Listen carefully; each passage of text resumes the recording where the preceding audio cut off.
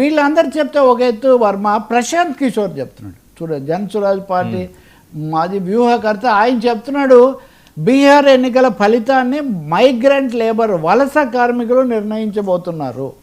ఈ వలస కార్మికుల ఓట్లనే తప్పించడానికి చాలా భారీ ఎత్తున ప్రయత్నం జరిగింది.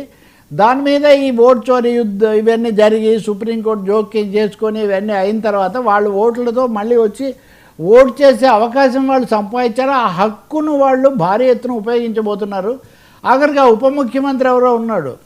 ఆ ఉప ముఖ్యమంత్రి మేము ఇన్ని ఓట్లతో మా ప్రభుత్వం తిరిగి వస్తుంది సీట్లతో అని చెప్తే ప్రశాంత్ కిషోర్ అన్నాడు, ముందు నువ్వు గెలువు చాలు, మిగతావన్నీ ఎందుకని. విజయ్ షా అతని పేరు. అతన్ని జనం నిన్న అడ్డుకొని ప్రతి చోట చీకొట్టి అతనికి తీవ్ర నిరసన తెలిపారు. సో ఇవన్నీ సిగ్నల్స్.